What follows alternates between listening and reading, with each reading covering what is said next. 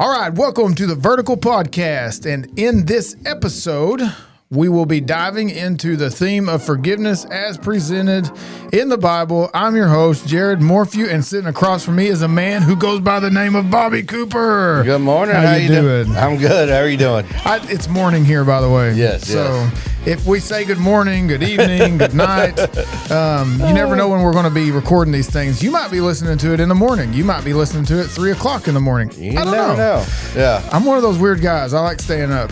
I do too. I feel like I get more accomplished in the evening than I do in the morning. Yes. In the morning, it takes me a minute it's like a diesel engine. It takes me a minute to get warmed up. Yeah. But by the time the evening gets here, I'm in full stride. Oh, yeah, and yeah. It's hard to cool me down. Yeah. But yeah. So today, we're going to be exploring key features about forgiveness. We're going to be looking at scripture, sharing personal stories, and we're going to be discussing the power of forgiving others and the power of forgiving ourselves. That's a big one. It's a big one right there. So join us as we uncover the spiritual, emotional, and relational benefits of embracing forgiveness in our lives. Stay tuned. Yes.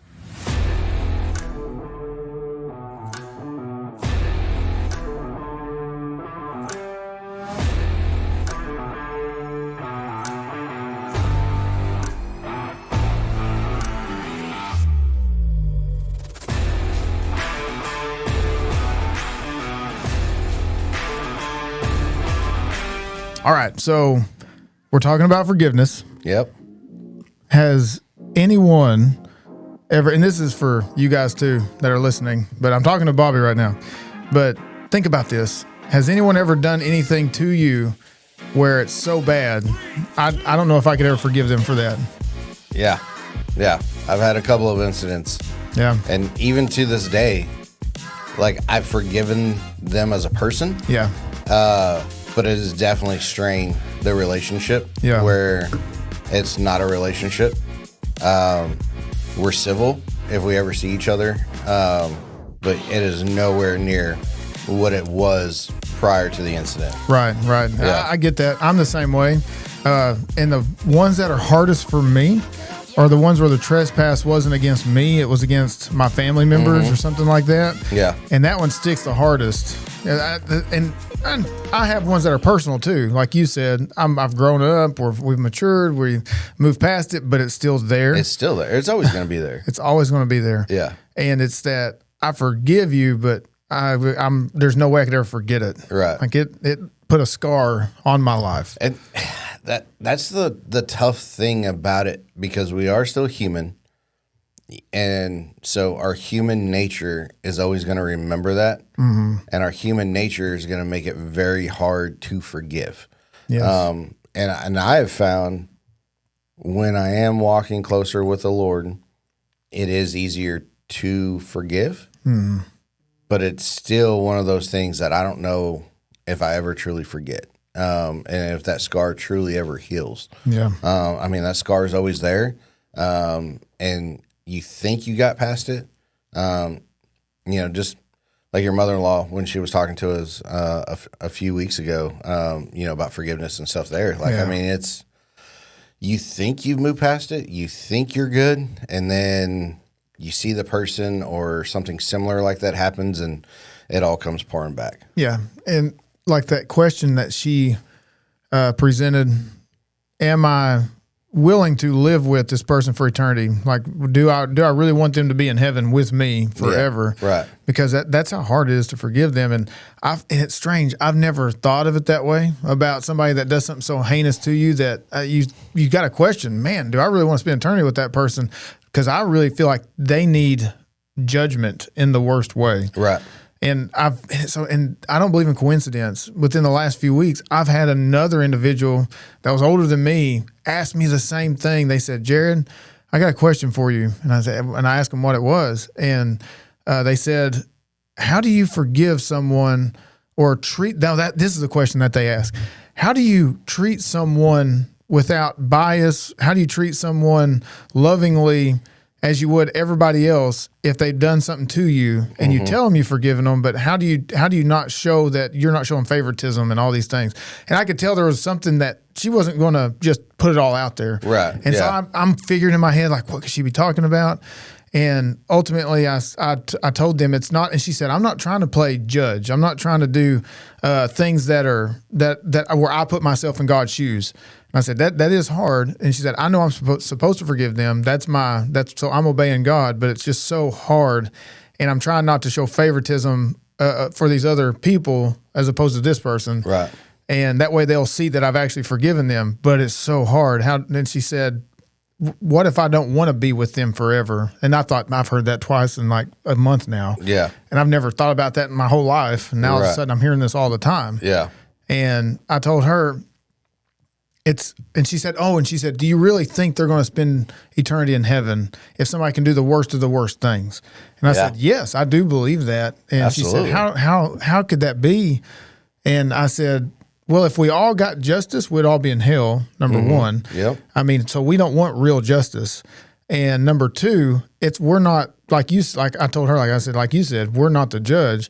If that person is truly repentant and they're like, oh my gosh, I can't believe I did that. I feel so sorry. And then their life proves that there's fruits of it by their life, that they truly turn from it. Then as believers, we're supposed to celebrate it with them. We're supposed to be like, I'm so glad. I'm so happy that you've really turned to Jesus. Right. But if they don't, we're still supposed to love them, even though it's hard. Yeah. I mean, Jesus says, love your enemies. Yeah. But that's what I told her. I said, ultimately, it's not up to us. We can't judge their hearts. We don't know their motives. We're just called to love them and share the good news with them. And that it's easier said than done. But absolutely. I mean, it's totally easier to see someone that has done bad things, and see them try to get their life back in order and support them and help them along the way when whatever transgression happened wasn't against you. Right. But when it's against you, it's very hard to take that personal feeling out of it and still support you in your walk to get closer with God. Yeah. I think it's one of those things that while you try to help them, the Lord's going to be talking to you the whole time through it as well. And is going to give you the peace and the comfort and the strength to keep showing grace because he's shown us grace. That's right. And that's what I told her. I said, you know me now. She honestly has no idea about my past. She just only known me for a month or two. Yeah. And I told her, if somebody would have seen me in my 20s, why is he getting into heaven? Like, I don't know if I'm going to spend eternity with that guy. Like and I thought, but thank the Lord, I'm not who I was. I mean, I'm not who I'm supposed to be, but I'm definitely not who I was back then. Right. And I've turned my life to Jesus. I'm chasing after him. And if you've only known me for the last year, 4 years, whatever, 5 years, doesn't matter. You'd think, oh man, he's a good guy. Like I'd trust him with anybody. Right. But 10, 15, 20 years ago, no, you wouldn't have. Yeah. And I was that guy who you would not show favoritism to, but God did. And God forgave me. He gave me grace. And that's the reason I am who I am today. Because if it wasn't for him, I'd still be who I was back then. Right. And so it's like trying to give them that mindset of people can change. Yes. I've seen it, and I've seen it in my own life. Right. So, yeah, you said you got some scriptures over there. And as we're talking, I seen a couple that just jumped off the page that really talk about what we're into. I say this morning, but it depends on when you're listening to this. So the first one that came up was Colossians 3:13, and it says, bearing with, let me pull this up so I can see a little better. That's what happens when you get older. I know. The light's kind of hitting a little weird. Yeah. So it says, bearing with one another, and if one has complaint against another, forgive each other as the Lord has forgiven you. So you also must forgive. And that one right there is, there's certain words that are in Scripture that just really jump out. And for me, it's the shalls, the wills, the must. And so right here, so you also must forgive. That's a command. Like you must forgive. And I don't know. It's hard at times. But when you sit here and you go back and you start looking at it and you start reading different scriptures and stuff, and it's all throughout here, the Lord tells you all the time, like, I've forgiven you, you must forgive. Yes, and that, like you said, it's a command. It's imperative. Like, I forgave you. Then, like I was saying, back to my story, your story, everybody's story of I was once here. God forgave me of that. God paid the ultimate price so that I could be forgiven for all eternity. But yet, I'm not willing to forgive one person, and He forgave everyone. Everyone. He died for the first person to the last person, like and everybody in between, billions upon billions upon billions, trillions of people. Yep.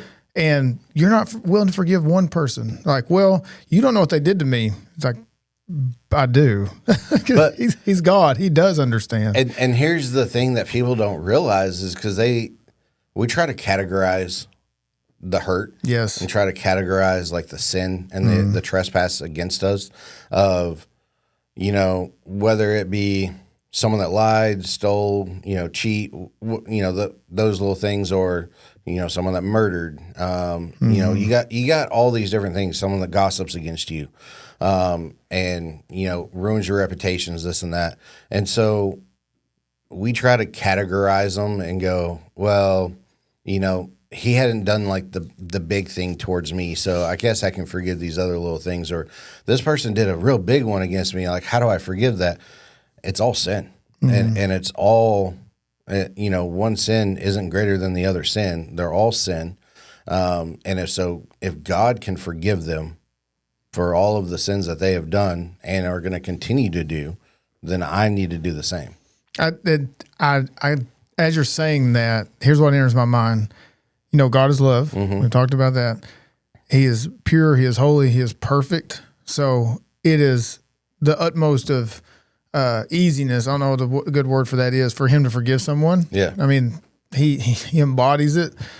And then you're asking someone who once was a child of the devil to now he's a new life. Now he or she has a new life in Christ, but we're still, the flesh beckons. Yes. You know what I mean? Absolutely. It calls out from the deep. Like, I hate that person. Yeah. So it's we still have that old car smell.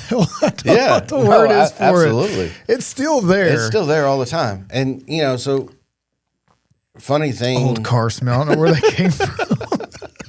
That's terrible. And, the reasons I like doing, these episodes with you is, we get to talk about our lives. And we try to put a godly spin on it and how we should react to different things. And I find myself as I struggle going through, forgiving people that have done things recently. Yeah. It's very easy just to shut down. It's very easy to write that person off, write everything off. Absolutely. Whether it be, I'm not going to go to church anymore because I don't want to see that person. I'm not going to go here anymore because I don't want to see these people. I don't want to go over here anymore because if it's gotten back to me about this, then, they've already ruined my reputation, and my reputation, who knows what it is with everybody else now. And, I know that is not me, and I know that is not what is out there, and my desire, my heart, my mind of everything that's there. But I can't control what other people think when they see me now, because that thing is out there. Yeah. And so as you go through that, it's very easy and very tempting. And your number one desire is, I'm just going to quit it all. I'm just not doing it. I'm not going to do any of that. I'm going to remove myself from the situation. It's going to make it so much easier. And I've gone down that rabbit hole, but the more I'm like, okay, that's the initial human reaction. Yes. Okay, cool. An hour later, 30 minutes later, half a day later, whatever, time goes by. And then it's like, God's like, hey, I'm still here. Why are you quitting me? Because of these things that people have done. I haven't done any of these. Why am I getting punished? Because of your human nature. So you're sitting there and you're thinking, and you're like, Lord, you're right.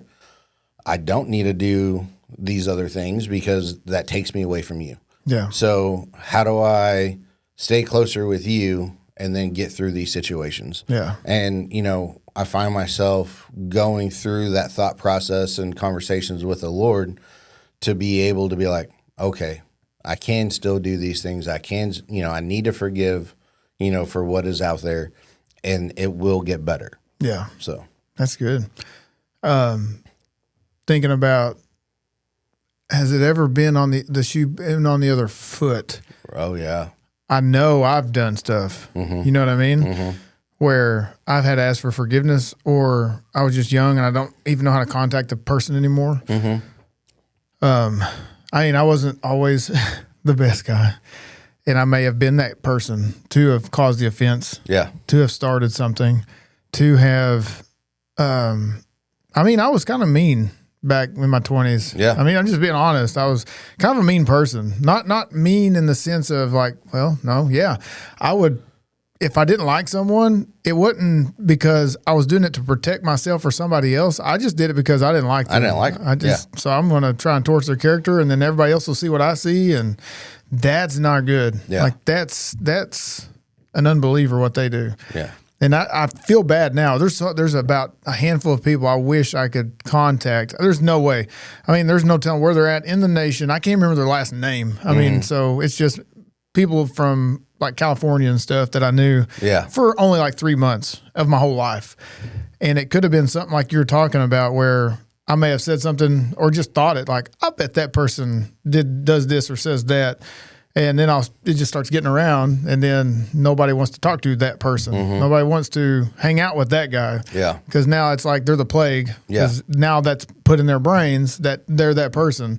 And they move off or go somewhere else because they need a fresh start. Right. And then I feel like I win. Like, yep, got them out of here. Yeah. And that's not good. And I've been that guy. I've been the one to offend someone else. And not only do I want them to forgive me, but it's like that once they forgive me, then it's like I can forgive myself. See, I still hold that over me too. Right. I hold it. I carry it, even though they're the ones that carry the full brunt of it. Right. I don't know. No, it's true because none of us are perfect. Yeah. We have all hurt other people in the world. And so one of those things, in order for us to truly be closer with the Lord, we have to forgive the things that we have done in the past. And it's very hard for us to let go of some of those burdens because we haven't seen closure in it. Yeah. But yeah, everything you're saying, I'm sitting here thinking, the same time through it. And I'm like, yeah, I've done a couple of those myself and, been a part, even if I wasn't the main one that was doing it, being in that friend group that continued talking about it or making that person feel uncomfortable and unwanted and, just being a bully. Yeah. And so many times, we find ourselves in that situation and we cater to the wants of everyone else rather than standing up and being like, hey, we're not going to do that. Or, like we don't know the truth or we don't know what's actually going on in that, in the situation, We hear stories all the time of, something's going on with the family internally, and we just hear little bits and pieces. So we put together the whole story in our head and, this, they've done this or they really did that. And then we, spread it like wildfire and we hurt them. And with me, knowing how that feels for me being the one to have caused the offense, wishing and hoping I could find them somehow because I reconcile it. Like I really do want to do that. Yeah. And I'm holding it. And so if someone's done me wrong, I guess this is where I'm going with it. If someone's done the same thing to me, I don't want them to hold it over my head. I don't want to hold it over their head. Right. It's like, that's why I feel like I know that's why God is telling us to forgive them, because God forgives us. We're to forgive them, and there's peace between us. And when that person does it to me, and I became that object of wrath or whatever you want to call it, out of nowhere. Yeah. And somebody wants to torch my character or do something against my family. And I believe that's why Paul says in Ephesians 4:32 to be kind to one another, tender-hearted, forgiving one another as God in Christ forgave you. So it's that tender-hearted, not that hard as a rock heart. Yeah. It's you're not breaking through this. I'll never forgive you. I hate you. I hope you go to hell. Like that's most people's stance when you've actually hurt them. Right. That's just truth. And it takes a lot to break that rock to get to the tenderhearted. Yeah. And honestly, we're going to keep saying it over and over, but for me, it wasn't until I got back with the Lord that my heart started softening and I started getting a tender heart again. Because I was very jaded. My view of the world was very, very jaded in the view of things. The things that I've done for the military, things that I've done, in my own life. You see the world in a very jaded lens when you have to inflict violence to other people. Yes. And so it's not right. It's probably, it's an excuse. But when you do unhumanly things to individuals and you do horrendous violence to other individuals because you're in a war conflict, it changes your heart. Yeah. I've talked to many of people about this of you never realize every time you have to take a life, how much a piece of you is taken with it. Yeah, it's that. Even it's humanity. Yeah. It eats away at us as a person. Mm-hmm. You don't, like we said, we can forgive ourselves and go seek other people's help and counseling, but you don't forget it. No. It's one of those things that just stays with you. It's always there. Yeah.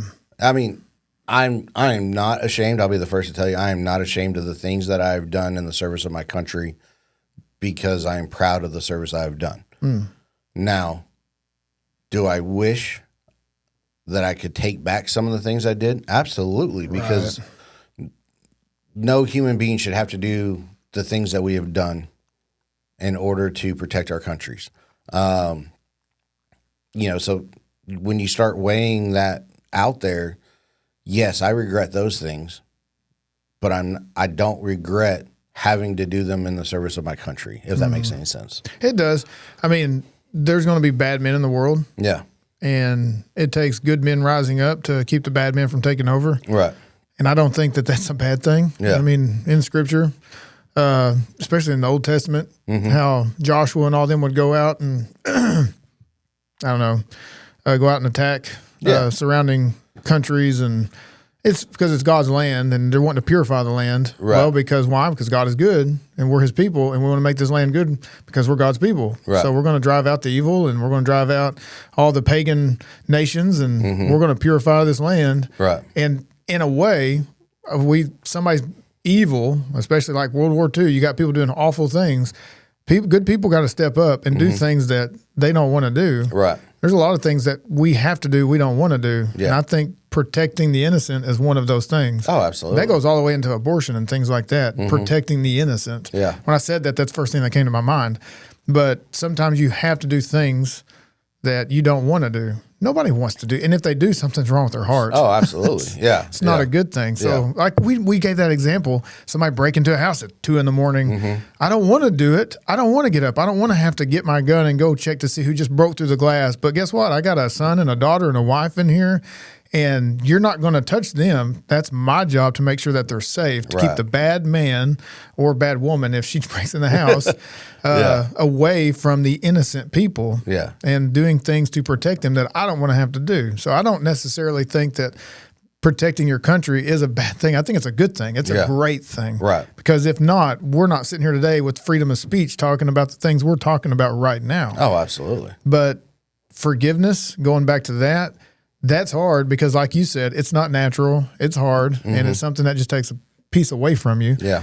And it's like a part of you just left there in that moment. Oh, yeah. That innocence, I guess you'd say. Yeah.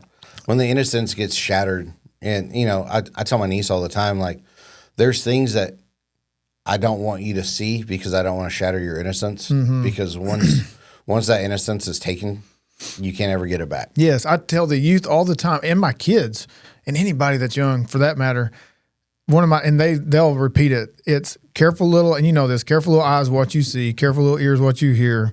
And it's that once you see it, you can't unsee it. Mm-hmm. Once you've heard it, you can't unhear it. It's always going to be there. There's images from when I was a kid on TV or a movie or a song I heard that I can remember today more vividly than I can remember what I watched last night before I went to bed. Right. And it's because it made such an impression on my young mind that it just burned into my brain right then and there, instant stamp. Yeah. And I can't shake it, and it's always there. It's not something that traumatized me or anything, but it's just things that you shouldn't see. Right. And I did. Yeah. And I wasn't looking for it, just like on accident, like, oh, what's that? yeah. Oh, shouldn't be watching that probably. Yeah. And anyways, yeah, but that forgiving yourself, that's hard. That's hard to do sometimes. Easier said than done. Easier said than done. Yeah, I mean, forgiveness as a whole is a hard thing to do. It is. It's hard to forgive yourself. It's hard to forgive the person that hurt you. Mm-hmm.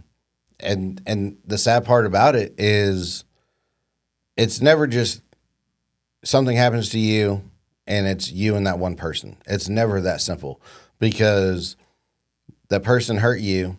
Now, if you talk about it with those around you, your family and everything like that, now your family knows, and now your family sees that individual in a different light. And then, you know, that person that did hurt you, they've talked to their people, their friends, their family, their whatever, and now they see you in a different light. And so it just spreads, and everyone is now involved in a situation that they shouldn't be involved in, and it's just very hard to put that genie back in a bottle. Yeah, it's like, I tell my wife all the time, it's like you can't put smoke back in a cigarette. Once it's out there, it's out there. That's old school. Everybody vapes now, but I don't know about all that. I'm not saying I smoke. I don't smoke cigarettes. I mean, once upon a time, yes, but that was just an old saying when I was growing up. But there is an example that Jesus gives us in Scripture. It's a parable, and I think you may have it, but we'll have a short Bible lesson. Okay, super short. So there's a parable that Jesus gives about forgiveness, and it's called the parable of the unforgiving servant, or a servant that won't forgive. I'm not going to spoiler alert. I can't talk right now. It's too early. I'm not going to spoil it, so I'm just going to work through it. Okay, so it's Jesus. He's given the parables, and Peter is about to come up to him and ask him about forgiveness. So starting, and if you're listening to this and you have your Bibles close to you, go ahead and turn to Matthew chapter 18, verse 21. I think that was one of the verses you may have had. Maybe not. No, but go ahead. Okay. I like it. So this is the parable of the unforgiving servant. And in Matthew, and I love referencing Scripture, especially when I can reference Jesus, which all of Scripture is inspired by God. Right. But him being here on the flesh, giving examples while he was here on earth, what better example than the parable of the unforgiving servant? Yes. So it says in verse 21, then Peter came up and said to him, talking to Jesus, says, Lord, how often will my brother sin against me and I forgive him? So how many times? If he does it 1,000 times, so he says, as many as 7 times? And Jesus said to him, I do not say to you 7 times, but 77 times. So that's just hyperbole. Like, you just keep forgiving. Yeah. He's just throwing it right back at him. Like, if no matter how many times he sins again, everybody thinks, okay, 1, 2, 3. Yeah, he gets to 77. I'm going to count to 77. You're done. No, that's not what he means. That's hyperbole. So what does he do? He goes on to give a parable, which he does a lot of. That's what we're going through on Wednesday night. So it says, therefore the kingdom of heaven may be compared to a king who wished to settle accounts with his servants. When he began to settle, one was brought to him who owed him 10,000 talents. That's a lot. Like, I think they said that's something like $1 million. Like, it's astronomical amount. I'll never be able to repay that. Yeah. It'd be like if Bobby said, Jared, you owe me $5 billion. Like, okay, I'd never make that much money in 5 lifetimes. Exactly. 10 lifetimes. Yeah. I mean, that's a stupid number. We're regular people. Right, yes. We're never going to make that money. And that's the point it's making here. He's a servant. Yeah. See what I'm saying? He's not a king. Right. So he's telling him that you owe him 10,000 talents. He's a regular guy, and he can't do that. And since he could not pay, his master ordered him to be sold, and his wife and children and all that he had, and payment to be made. So now it's like, oh, by the way, you can't pay that? Well, you're going to we're selling you, your wife, your kids. I can't Everybody. imagine. Like my whole body would leave me. Yeah. Like, what do I do? There's nothing I can do. So I'm at the mercy of this king. Yep. I'm at his mercy. Yep. And so it says after that, so the servant fell on his knees, imploring him, have patience with me, and I will pay you everything. And the king knows he can't pay anything. Yeah. It says, and out of pity for him, the master of that servant released him and forgave him the debt. That's huge. I mean, he did 10,000 talents, $1 billion, whatever. Fine. He felt bad. He pitied him, and he just sets him free. Yeah. You don't owe me anything. You're free of your debt. You're free of your debt. Just go have fun. Yeah. Don't worry about it. That's huge. And then after that, it says, but when the same servant went out, so this is the guy that just got forgiven this huge debt. It says, but when that servant went out, he found one of his fellow servants who owed him 100 denarii, and seizing him, he began to choke him, saying, pay what you owe. So this guy just got forgiven 10,000 talents, and then you got 10 denarii. I can't remember what the equivalent of that is. I think one denarii is like a day's work. So it's like 10 days work. Yeah. That's like a week and a half. So that's nothing compared to this astronomical amount. Yeah. You see what I'm saying? Yeah. He just got forgiven $1 billion, and it's like, you owe me 100. You owe me $100. Then he choked him. Like, Yeah. come here. Come here. I'm going to choke you out. And it did. He began to choke him. to choke him, yeah. You pay me what you owe me. Verse 29 says, so his fellow servant fell down and pleaded with him, have patience with me, and I will pay you. What's that sound like? Just what he did. Just what he just did. Yeah. Says he refused, so that's not good. He refused and put him in prison until he should pay the debt. Which I always find funny right there when I read that. How is he going to pay the debt if he's in prison because he's not working and earning the daily wage? I don't know. So if I can't earn my daily wage to pay you because I'm sitting in prison, am I going to stay in prison forever now because I can't? Maybe that's his way. He knows he's not going to be able to pay. It's like, you're going to sit in prison your whole life because you'll never pay this off. Right. It says, when his fellow servants saw what had taken place, they were greatly distressed, and they went and reported to their master all that had taken place. Ooh, dun, dun, dun. Yep. So I lost my place. I did my sound effect. And 32. Okay, there we are. It says, then his master summoned him and said, you wicked servant, I forgave you all that debt because you pleaded with me. And should not you have had mercy on your fellow servant as I had mercy on you? Mm-hmm. And in anger, his master delivered him to the jailers until he should pay all his debt. So also my heavenly Father will do to every one of you if you do not forgive your brother from your heart. Yeah. It didn't say just with your mouth. I like at the end it says with your heart. Your heart. So you're supposed to forgive, like all those other verses we were talking about, like Colossians and I believe Matthew. Oh, I'm in Matthew. What was the other one? Ephesians. Yeah. So it's talking about forgiven as Jesus has forgiven us. Yeah. As Christ has forgiven you. And that's what it's saying. I've forgiven you an astronomical amount. You'll never be able to repay me. There's no way I can repay Jesus for what he's done for me. No, never. For dying on the cross, paying for my sin debt. That's an eternity in hell if it's not paid. Right. I can't imagine the consequence to what it would be if I didn't have somebody saying, you know what? I got you. Yeah. Here's $1 trillion, isn't nothing compared to an eternity in hell. Like that's a debt far beyond something I could ever want to have to pay. And he said, I got you. Just have to believe in me. That's it. We got you. But you won't forgive this guy. You won't forgive this lady for the trespass that she's done to you, that he's done to you. And that's that master when they came back. Now he's mad. It's like, what are you doing? Yeah. 70 times or 77 times, like what Peter was saying. How many times? How many times am I supposed to? You just forgive them as many times as it takes. You don't stop forgiving someone. That's the moral of the story. No matter how many times they sin against you, no matter how bad it can get, we should forgive them because of the debt our debt that's been paid, the forgiveness that's been shown to us. I love that story. I love absolutely. that parable. So I had someone tell me one time, talking about forgiveness, and trying to remember exactly how he put this, but he was he basically was like, when we are asked to forgive someone, we always struggle with it, and we're like, but if I'm going to continue to forgive this person for the things that they do, at some point, enough is enough. Like I got to say, I've forgiven you too many times, and you just keep doing this. And the guy was like, that's true. That is the human nature. He goes, but let's turn it around on you and the Lord.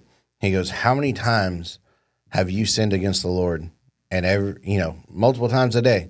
And every day, you go to the Lord and you're like, hey, I'm sorry. I didn't mean to do this, and you forgive him, or he forgives you. And then you turn around and you do it again. And then, he said the cycle he said the Lord never stops forgiving you. Mm-hmm. So why are you going to stop forgiving that person? That's good. And I was like, oh, that was real good right there. That's very good. Yeah. His forgiveness is never ending, but for some reason we think ours can be. Yeah.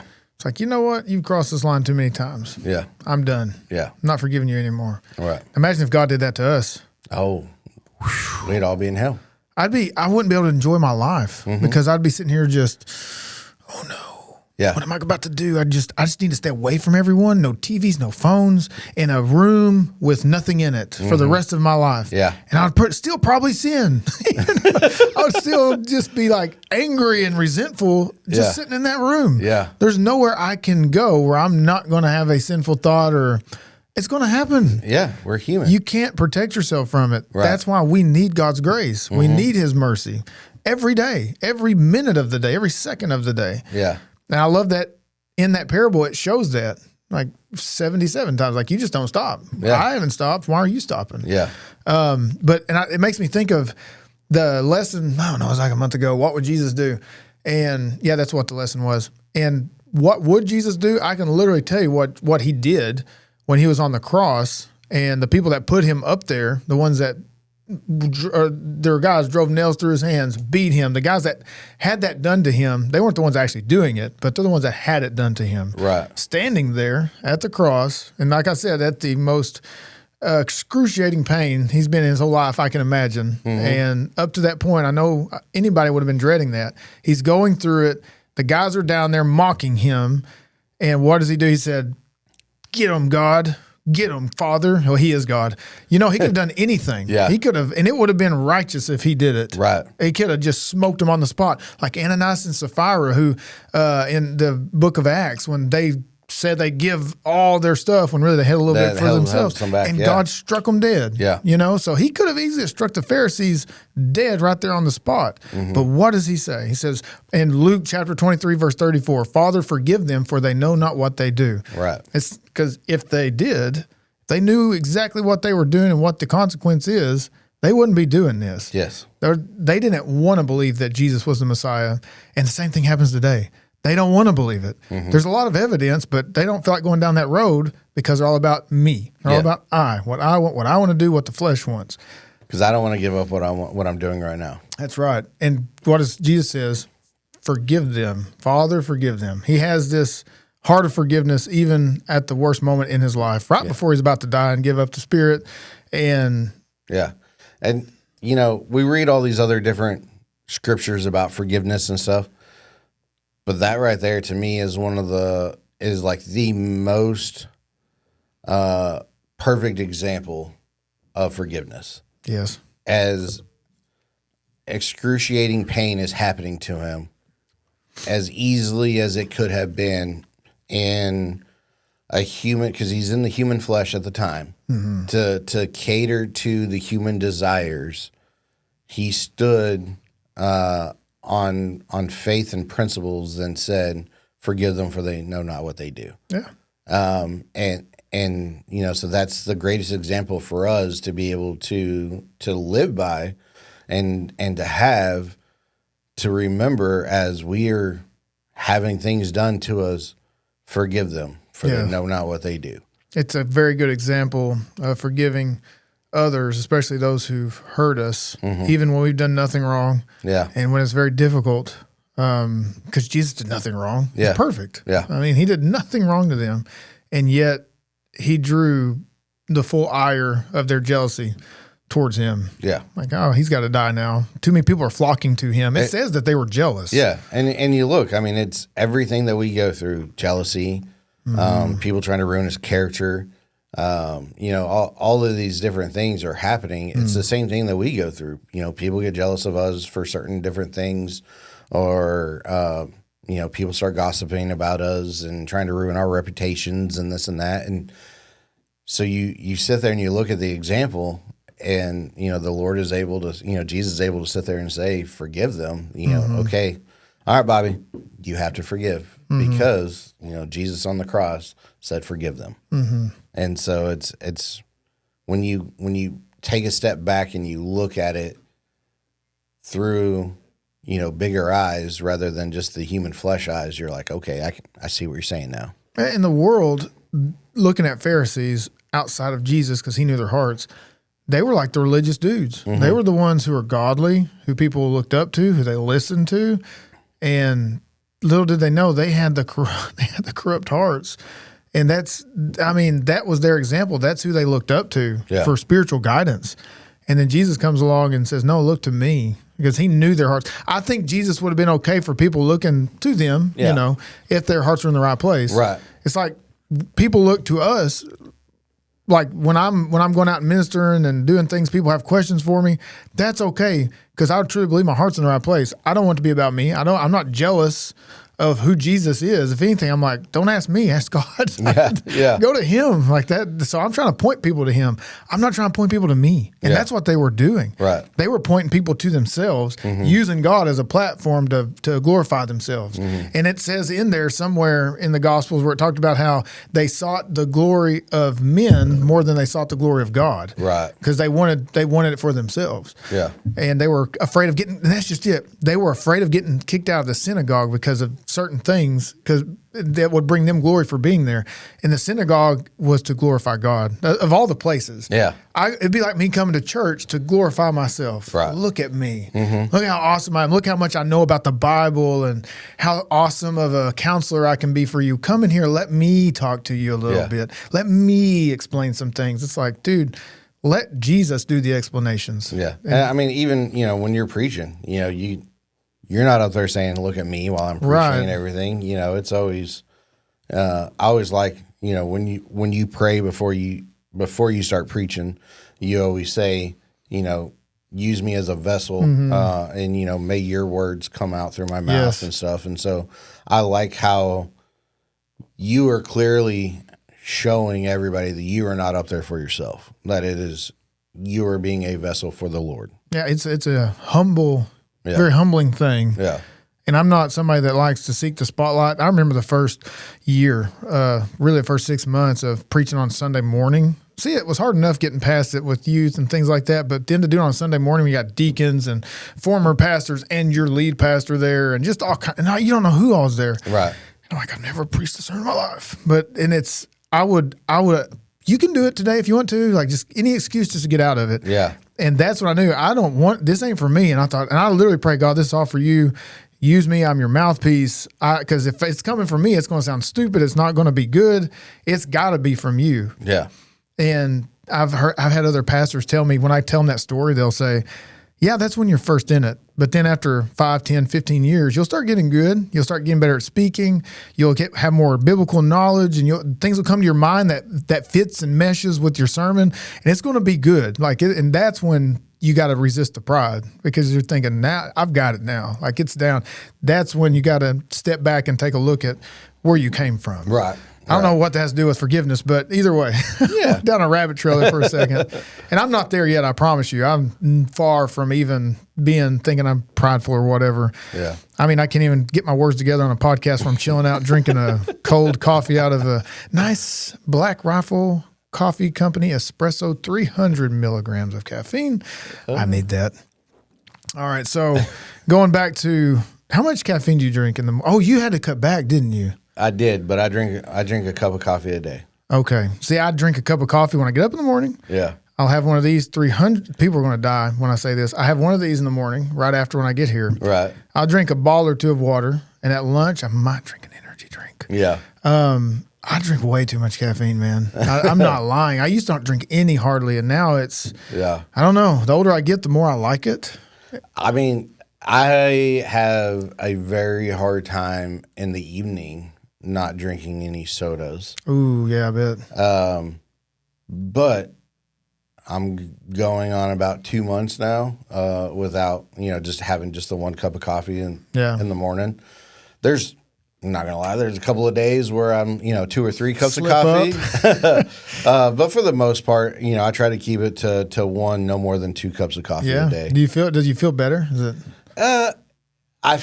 It's weird because one doctor, so with my memory and PTSD and stuff that I got in brain trauma, one doctor said I need the caffeine to stimulate my brain.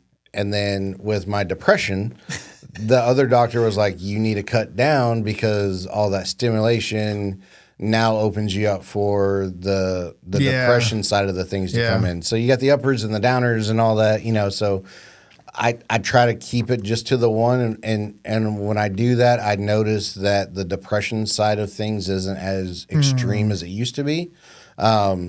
But the stimulating of the brain and being able to remember as well as I used to is not as clear as it used to be, which is sad because I used to have phenomenal memory. But I still remember things.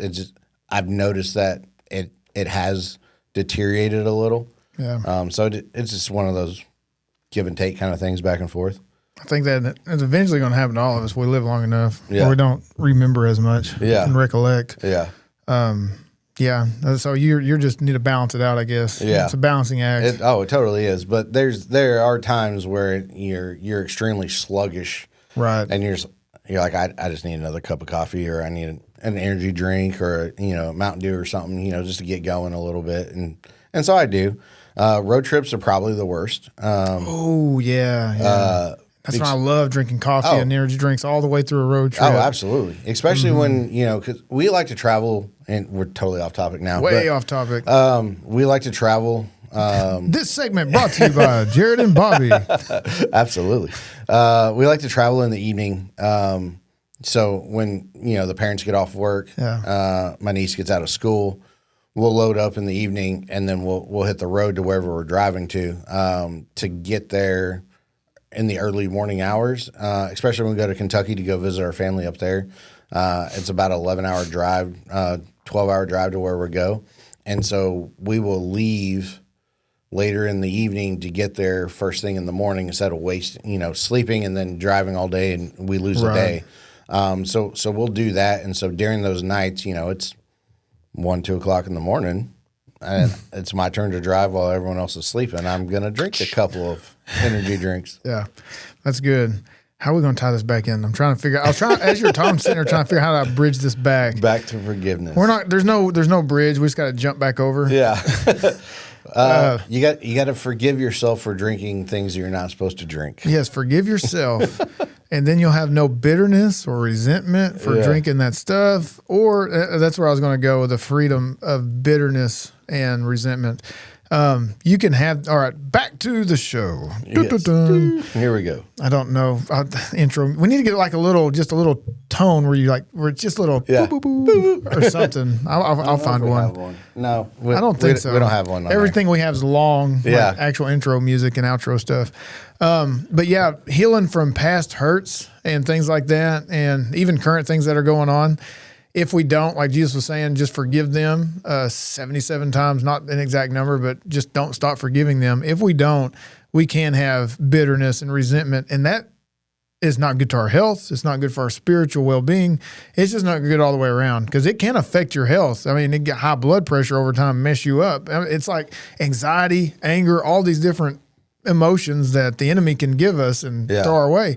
That's just to destroy us because it's internal destruction. So a friend told me once before, and he got this from his pastor, this several years ago, back when we were living in Kansas. But he had told them in his congregation during one of his sermons and stuff that he was saying, if you don't forgive and you hold on to that transgression or that anger, he said it kind of becomes a tumor. And it starts growing and growing and growing. And pretty soon, just like tumors do throughout your body, and, when you get cancer and it spreads throughout your body and, it cuts things off and you eventually die.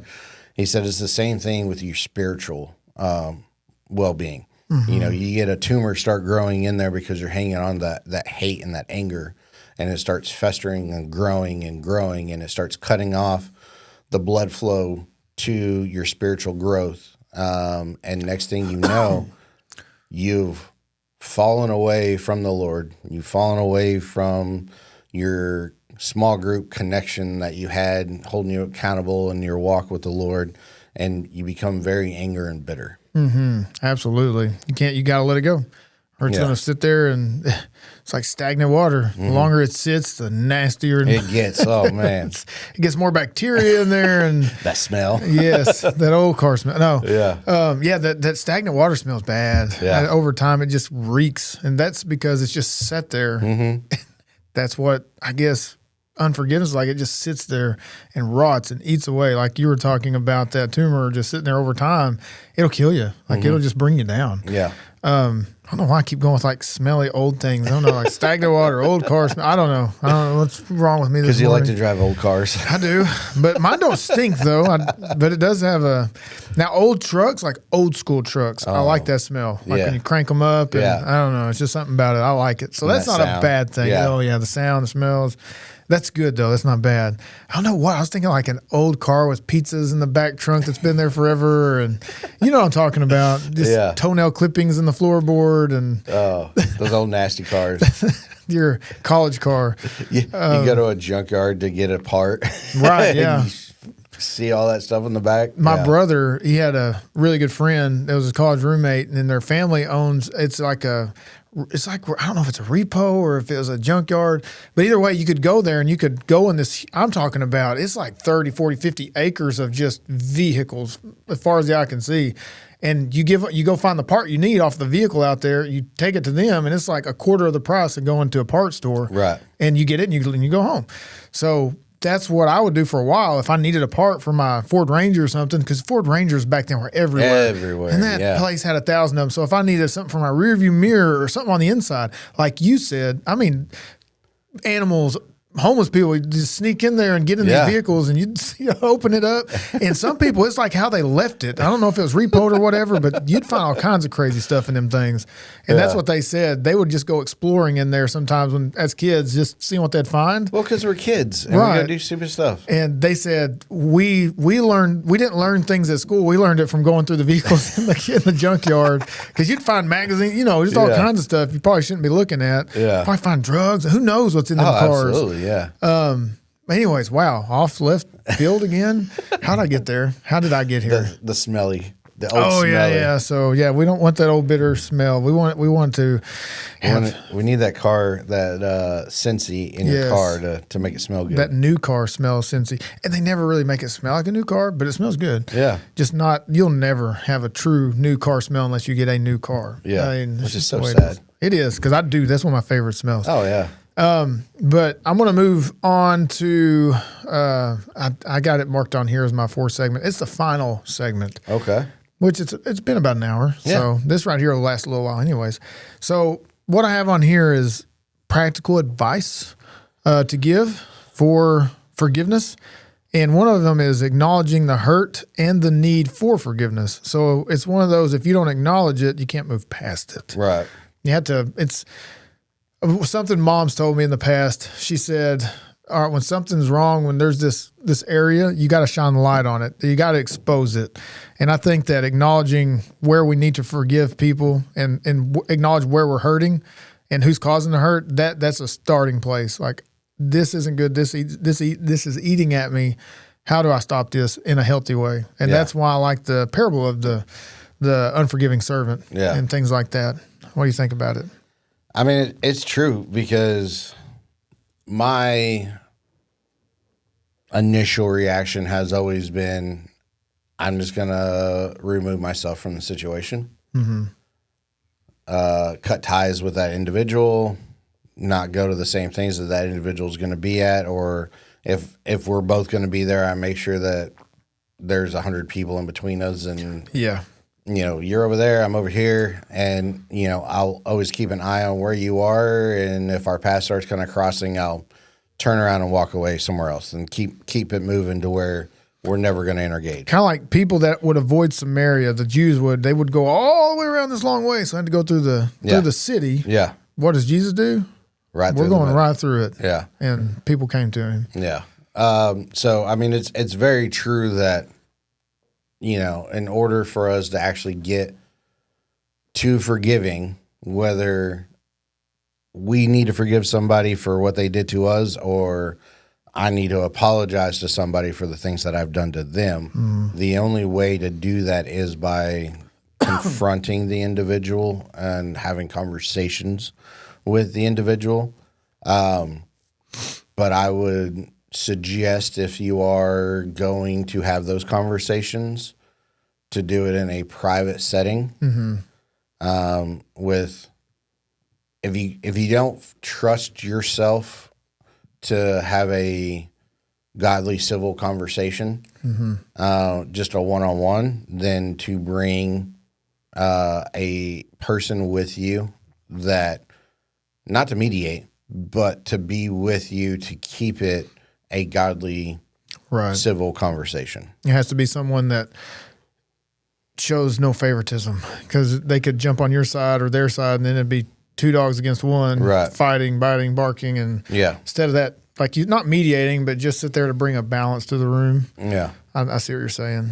Another one that I love, this one, is pray for the strength to forgive. It's praying about it, and I've had to pray in the past, God, help me be around this individual. I don't want them to know how I feel. I don't want the flesh to take over. I don't want to actually feel that way. I don't want to hold that in my heart. I don't want to look at them and just feel and it's anger is what it is. I remember it was a few years back. I'm not going to give anything away, but oh my goodness, I knew that this person was saying stuff about me that was not true whatsoever. And one of the remarks was, he's never worked a day in his life. He doesn't, blah, blah, blah. Now he's a pastor just sitting in the office doing this, this, and this. And I don't even really know this person. I mean, they have no idea. They don't know me. They don't know my life. And I was like, oh, I guess in Marine Corps, I didn't work at all. I guess when I worked at the family business stacking lumber in July and up there bucking up logs with a chainsaw, sweating 50 pounds of sweat every hour. No, that's not work. Yeah. And I thought, they have no idea. But they don't know that about me. They don't know anything except for when I got hired here. They literally knew nothing about me. It's like, how can you make that remark? Oh, I was mad.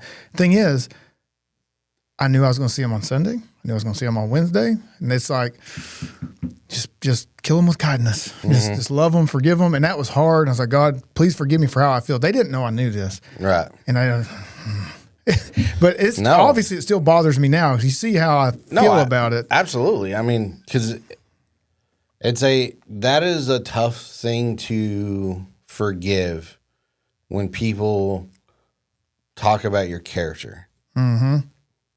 And that's something I prided myself on, which is pride. I probably shouldn't, but I was a very hard worker. When I worked at the paper plant, that's what the supervisors, they liked it when I was on their shift because they didn't have to supervise me. Right. I was going to do what I had to do, catch everything up that I had to do, because it was production. If you catch up really quick, you get a little downtime. So I was all about staying on pace, staying ahead, getting ahead of everything. Yes, and I'd leave it set up for the person behind coming in, so they didn't have to catch up my mess. Yeah, and I prided myself on that. And it's like, good job, go home. That's the way I was raised.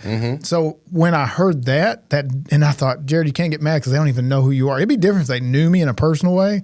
They didn't know me from Adam. And all of a sudden, it's like, now everybody knows you because you're a pastor at a church. Right. And they want to judge you off what they've known for the last year. Right. It's like, okay, what about the last 35 years? That doesn't count. You didn't know any of that. Yeah. See, there it is. See, I still hold it. And that was the prayer part. God, please, I don't want to feel like that. I don't want to have that in my heart when I see them, where I want to sit across the room. I don't want to sit beside them.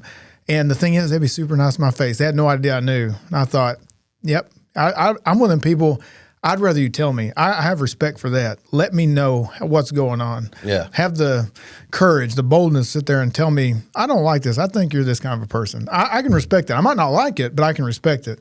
But that snake in the grass going around trying to light little fires behind the scenes, I don't like that. Like that bugs me to no extent. Because at least tell me. Yeah, let me know. We can at least have a conversation, and I can then tell you my side of whatever the situation is. Yeah.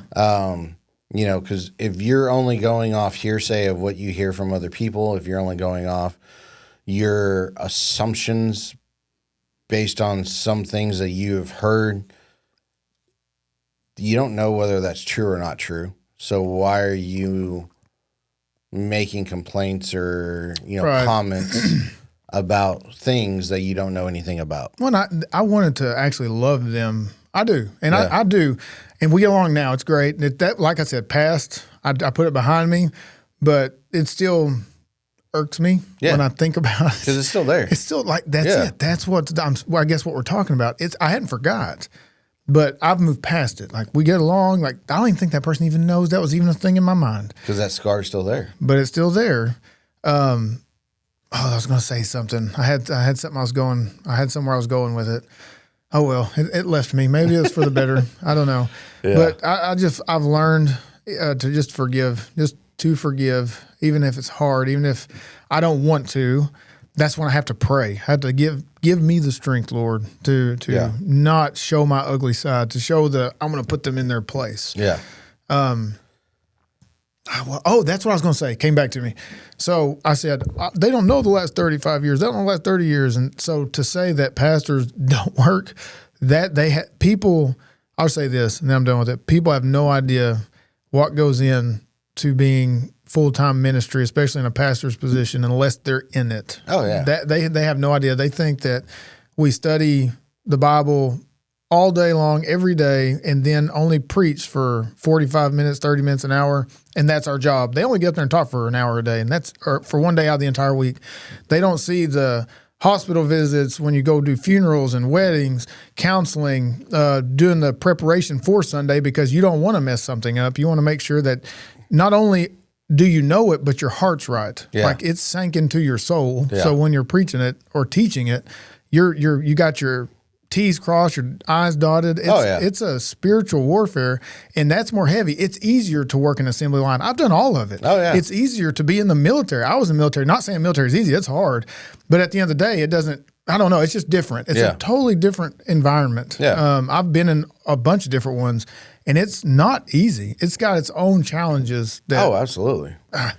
Yeah. No, and it does, because people don't see, nor, do pastors need to highlight it, but the amount of conversations they have throughout the week, the amount of time that is given away, not given away, but that is given to helping others and mentoring others, to where you're cutting into the time of you to be able to prepare for your sermons. And so, when I was an instructor in the military, and I knew the material, but it didn't matter how many times I taught that subject or, what we're going over. You still have to spend the time in your presentation of how you're going to present it to make sure that you're able to speak clearly on the subject that's happening. And to not be reading the slideshow the whole time, because if you're doing that, then you might as well just give them the slideshow to read on their own. And so it's the same with the sermon. Cool. You read, you just read this parable right here. Okay, cool. We could have all read that parable, but you then got to deep dive into it and explain, what is a denarii? What is what is this? And then where are we at in this time? Like, why is 7 and 77? Why is that a big deal? Because back then, the different things, and so you're going further into the knowledge of the word that is happening, right? And so it takes a lot to be able to make sure that you're there, and it's easy just to regurgitate this. Mm-hmm. It's harder when you do the deep fact diving of the original language and what did this mean and what did this mean and why is this significant? And then you understand that so you can explain it to us in a way that we can comprehend what is happening. That's the teaching aspect of it. And it's that I have to be saturated with what I'm about to teach, because I got to be able to answer any questions they might have. Right. Or address any issues that might come up in the text of, well, that contradicts this part in the Bible. You got to be ready for that. Yeah. Because if you're not, then you're just standing there on an island. They're like, well, I don't know if he's ready for this or not. Because then you just lose credibility. Right. Yeah. So there's a lot of different things. And there's been weeks where I'm on cloud nine. There's been a month or two where everything's great. But then there's been days or weeks where you get home and you just don't want to you don't want to move. You don't want to get up. You don't want to come in the morning.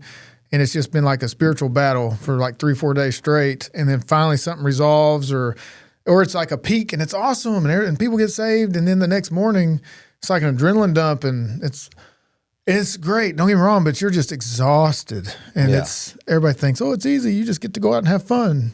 They don't see the workup that it takes. Right. It does. But it's a good work. Yeah. It's a great work. I will say, so when it comes to, we were talking, I think last week or something about church hurt. Mm-hmm.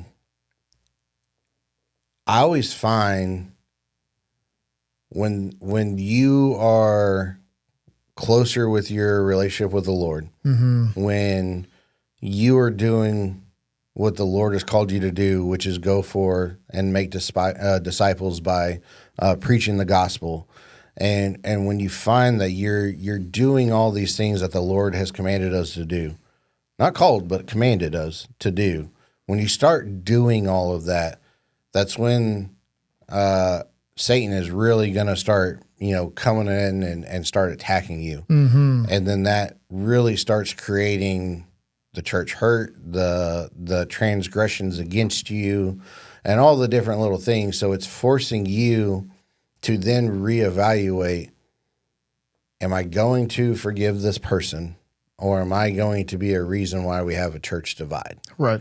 And you have to really contemplate and think about that.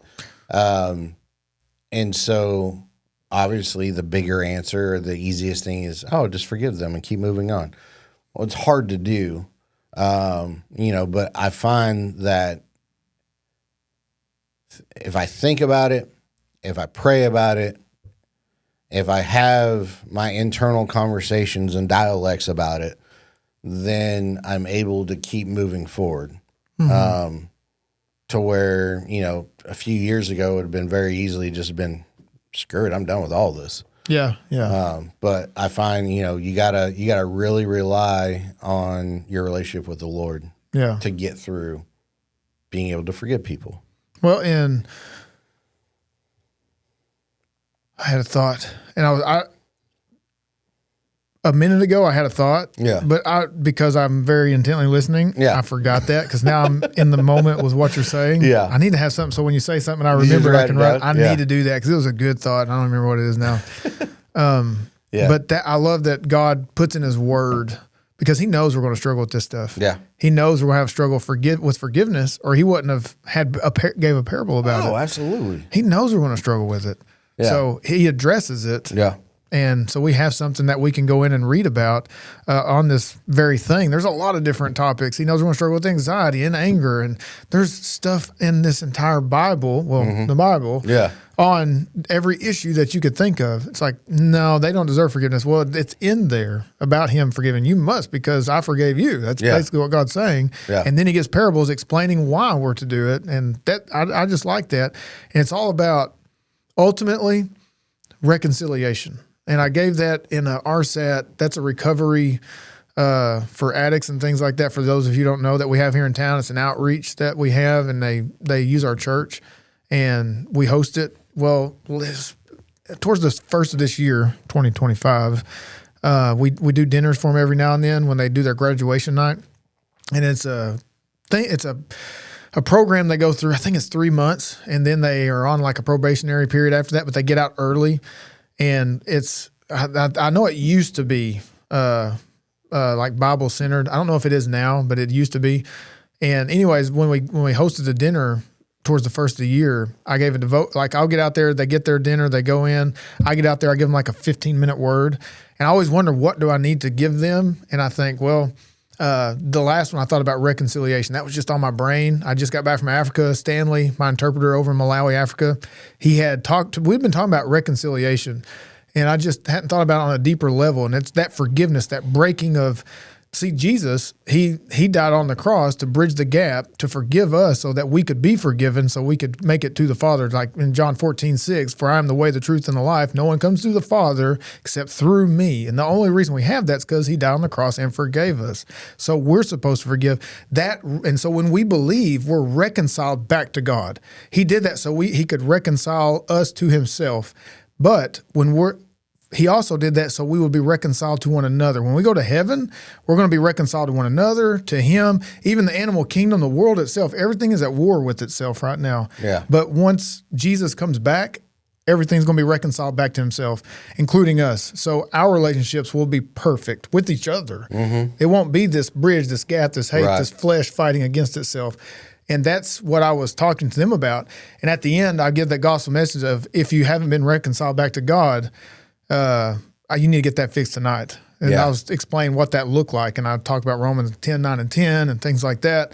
And I had a couple of guys come up to me. One's from Orlando, Florida.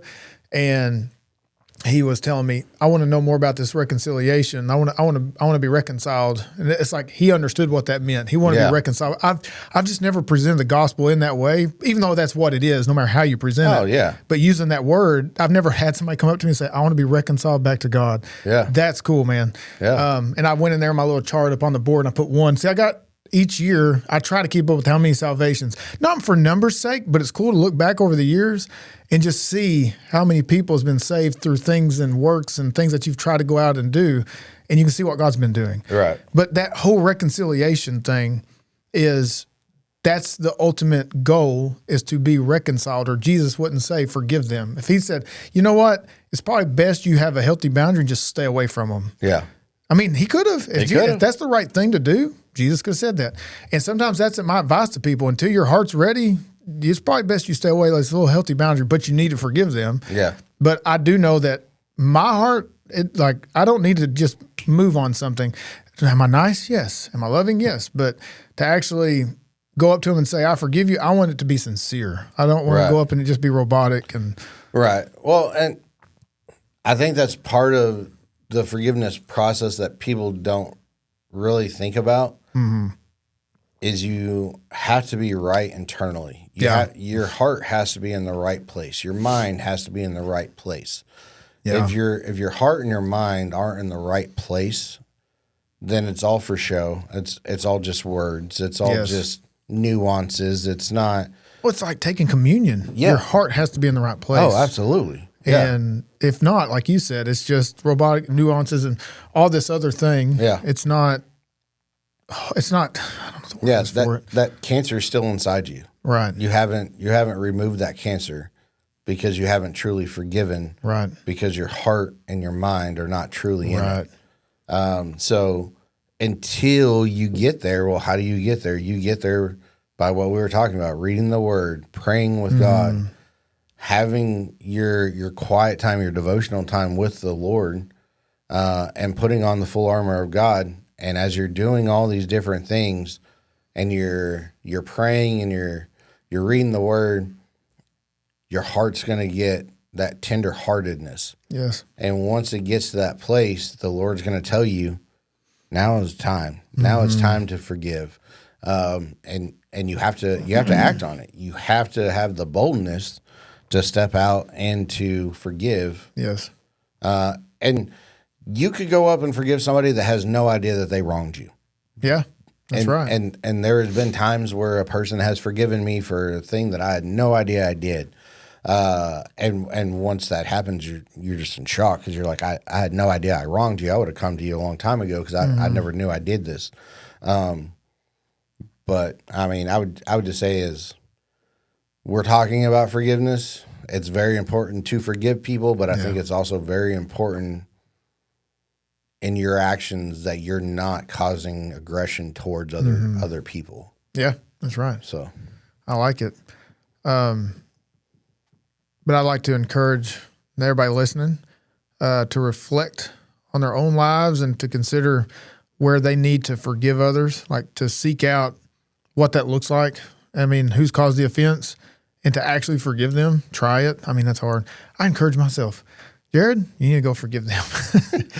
And also to forgive yourselves. You know what I mean? Yeah. Like, just if you've done something and the guy or the girl has said, I forgive you, it's okay, to just let it go. I mean, God says in the word that he's forgiven you, removed as far as the east is from the west, which is infinity. I mean, it's not, he forgives it totally and entirely. I'm just having a hard time with words right now.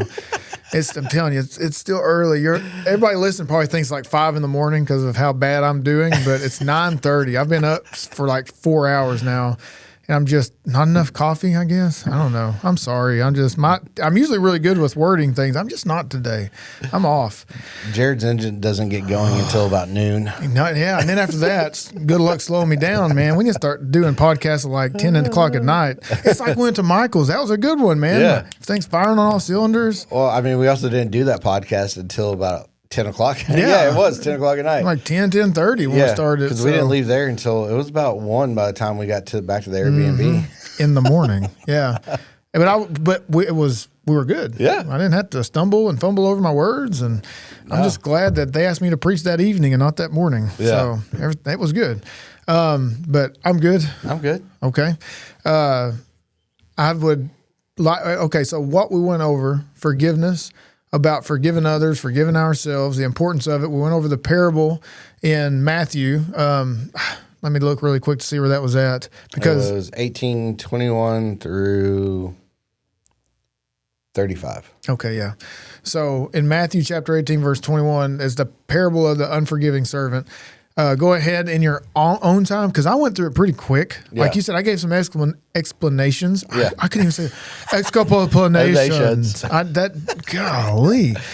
So I would encourage you to go in there, read that, actually study it. Go in, and there's some free things. It's called the Blue Bible. And it's a app. It's free. It's not like Logos where you actually have to pay for it like a monthly thing. It's the Blue Letter Bible. I don't remember what it's called now. Hold on. I got it on here. Let me look at it really, really quick because I want to give this to people that need it, because it does. You can go in. It has like commentaries and things like that to help you further understand. My app store. Sorry, this is going to take me just a half a second. Okay. I think Blue Letter Bible. Yeah, that's what it was. Okay, so the Blue Letter Bible, I don't know how to get this to where they can see it. Do I just go up to the camera? You can, yeah. Oh, this is going to be crazy. We're going to do something new here. We're going to see if Jared can do this. I don't know. I can't. Wow, that's weird hearing myself without it. So they're not going to hear me when I get away from the camera. So I'm going to walk up and I'm going to show the camera what this looks like so they can download this app. So Jared is now walking to the camera. He is now showing them. Got to focus. Tell them I'll wait for it to focus. I'm going to put it in front of your face. Is it focusing? No, it's not. It's going to focus on me. It focused on me. It's away from. There it is. There. So it's called Blue Letter Bible. The Blue Letter Bible. In-depth study Bible. It's an in-depth study Bible that you can get for free. Yeah. Okay. I think that's just, I like to try to give out free resources, especially ones that are going to help. And this one right here, it has all kinds of stuff on it. It has Bible study tools. It has the verse. It has different translations for verses. The treasury of Scripture, where it helps you memorize it. If you want to learn Greek and Hebrew, it helps you do that. It has advanced searches and commentary, and it's a personalized reader. It has a personalized reader on it as well. But I used to have that for a while, and then Josh got us Logos. So I haven't used it in years, right. The Blue Letter Bible. But when I first started really getting into my own personal studies, man, that helped me. I liked it a lot. Oh, yeah. So if you don't feel like paying arm and a leg for your own personal Bible studies, that's a good one. That's a very good one. But yeah, so go in there, download that, read Matthew chapter 18, verse 21, the parable of unforgiving servant. Study it, and maybe that'll help you with this topic of forgiveness. Yeah, as you go through, I like to encourage a good in-depth Bible study. Oh, absolutely, it's very good. But that's it. That's all I've got. Sorry it took me so long to get that information. I probably should have had that ready, but it didn't. I didn't think about it till the last minute. So it is what. Hey, it's our show. We can do whatever we want. Well, that's the nice thing about this is, as we're talking, different things percolate. Yes. And you're like, oh man, like I really should, we needed to show this, or we need to talk about that. And I like that. I like that nobody's telling us how to do it either. Like, This is our show. I do whatever I want. I don't think people realize we don't ever have a topic until about 12 hours before we come in and do this. When we text each other yesterday evening. Yeah. It was like 6:30 at night. Yeah. What do you want to talk about? You want to do it tomorrow? You were telling me you were leaving tomorrow for Florida. Yeah. in the morning. Yeah. And so I thought, oh, wow, he's right. We're not going to be able to do a podcast. So usually we, like I said earlier, usually we record on Wednesdays or Fridays. Yeah. He's leaving Wednesday morning, which is tomorrow morning. Yeah. And so we're doing it on a Tuesday. And he goes, what do you want to talk about? I don't know. What do you want to talk about? He said, forgiveness. Sounds good, man. See you in the morning. That was about it. Yeah. There was no going over things or notes or anything like that. We do not collaborate before we come in here. We just kind of tell each other this is kind of the topic we're looking at going, and we just kind of wing it from there. I think I like it, though. It's good. I think if you overstudy it, I don't know. I just like the freedom of it. I feel like if we tried to make it a structure show, we would struggle because that's not how you and I communicate in a personal way. Yeah. So by leaving it with just a broad topic and we just kind of just talk, I think it's better because that's our real life. It's a conversation. Yeah. We're not setting up, like you said, structured. It's not an actual Bible lesson. It's not a lesson on forgiveness. It's a conversation on forgiveness. Yeah. That's why sometimes we can go off left field. We're not even close to forgiveness anymore. It's like, how did I get there? And then we get back to what we're talking about. Yeah. That's how actual conversations happen. That's our real life with me anyways. Because I can actually be in a conversation about something and I'll get way over here and I'll stop myself. How did I get here? Yeah. Back up and then we get back to what we're actually talking about. So welcome to our lives. But I like the fact that they have Bible apps and things like that where we can dig deeper into God's word and understand it, get a better, deeper understanding of it. But that's the end of the episode. So cue music. Ooh, there we go. I like it. Well, thank you for watching the Vertical Podcast. As always, I'm Jared Morphew. This is Bobby Cooper. I'm Bobby. Mr. Bobby. So we're going to end it here. Yeah.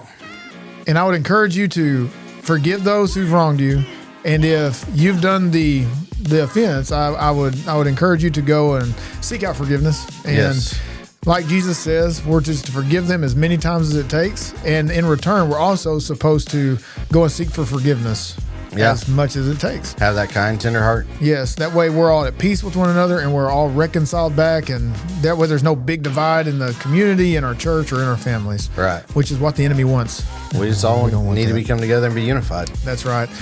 So next week we're going to be talking about, I don't know, because we'll find out 10 hours before we do it. Yes. I was thinking about that. I thought, what? Hey, let's figure out right now, before we end the episode, what do you want to talk about next week?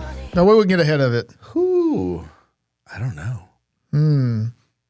Because the way we always do it is just kind of depends on what's going on in our lives. And then we're like, it is. Oh, let's do this. We can talk about caffeine.